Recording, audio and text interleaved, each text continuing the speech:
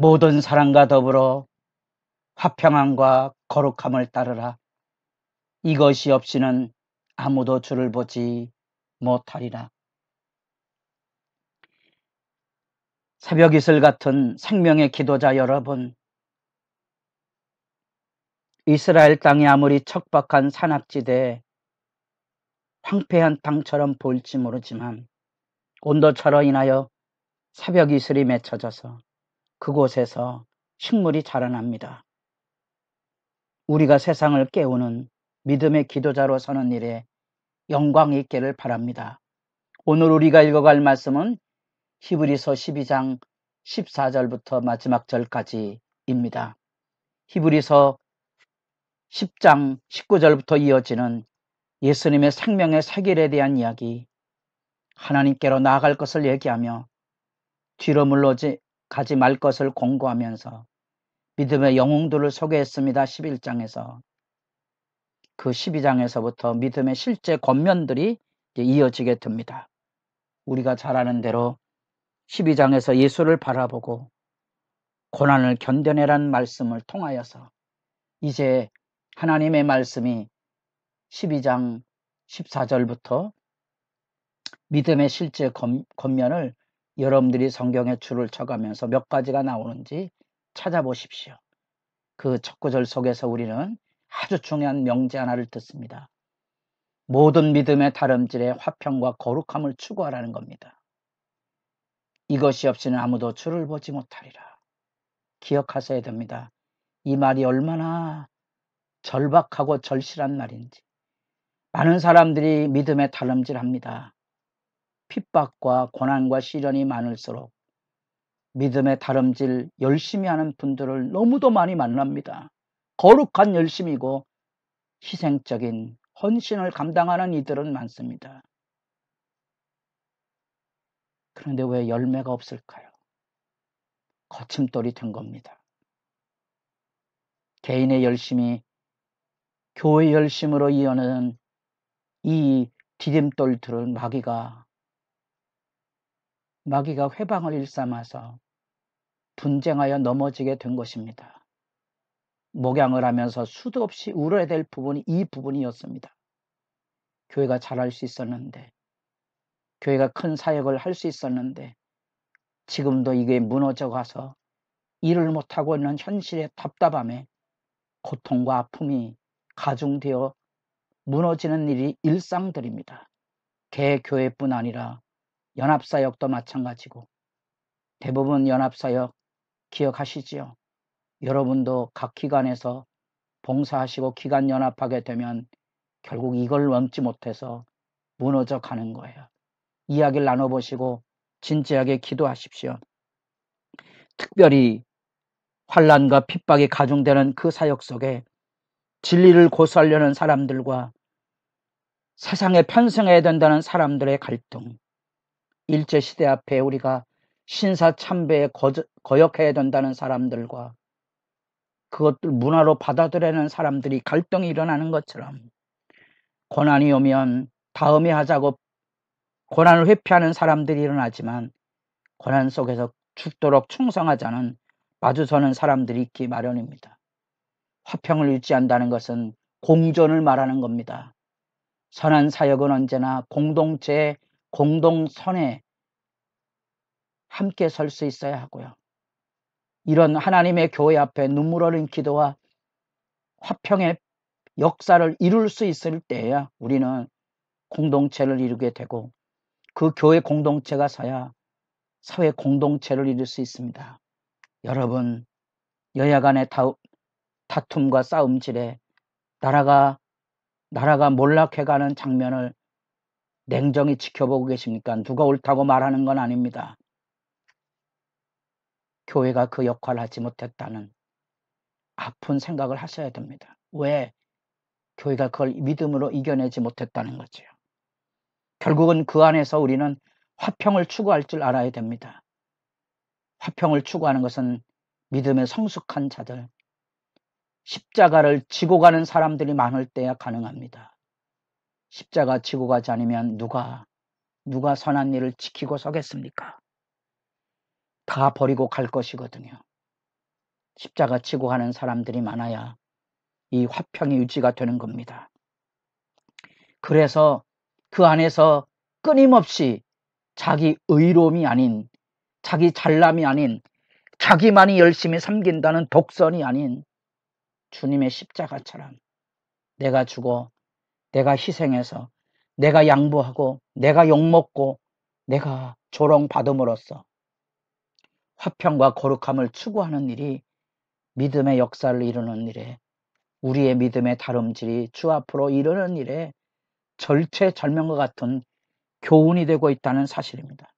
그래서 이 은혜의 역사를 통하여 우리가 해야 될 일이 있다면, 너희는 너희 하나님의 은혜에 이르지 못할 자가 없도록 하고, 또 쓴뿌리가 나서 괴롭게 하여 많은 사람이 이로 말미암아 더럽게 되지 않게 하라. 그 말씀이 무엇인지 아시죠? 화평과 거룩함을 추구해야 분쟁과 다툼에 악이 쌓여지지 않는 거지요. 주님의 일을 하다가 얼마나 많은 사람들이 마음의 악감정을 품고 무너져서 교회 안에 건들면 쏟아져 오는 이 악의 상처와 쓴뿌리와 분노와 미움 가득한 걸 아십니까? 예배가 왜 드려지지 않는지 기억하십니까? 왜 기도가 막히는지 아십니까? 왜 교회가 영적으로 깨어있지 못하고 어리석은 선택을 하고 마는지 아십니까? 다름질이 무너진 거지요. 이것을 추구하지 못하였기 때문에. 그래서 이 절박한 교훈입니다. 하나님의 은혜에 이르지 못하는 자가 없도록 할. 믿음이 무너져 우린 현실에서 교회를 나가지 않는, 예수를 믿지만 교회를 나가지 않는다는 겁니다. 말이 안 되는 거지요. 믿음의 다름질은 화평과 거룩함을 추구하는 교회의 공동체 사역입니다. 구원은 개인이 받는다고만 생각하시면 안 됩니다. 혼자 예수 믿고 도도하게 천국 가는 겁니까? 성경이 아닙니다.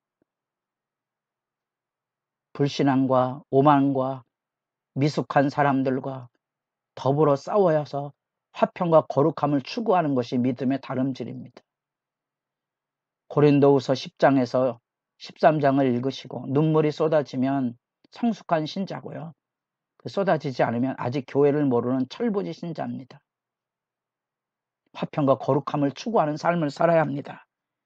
그래서 여기 나타난 그대로 다른 이들을 서로 돌보아서 은혜에 이르지 못하는 자가 없도록, 믿음에 무너지고 상하지 않도록 살펴야 되고, 마음의 악감정으로 인하여 상처나고 고통받고 지금도 들들들들 교회 사역을 하다 보면 악을 뿜어내는 사람들이 있습니다.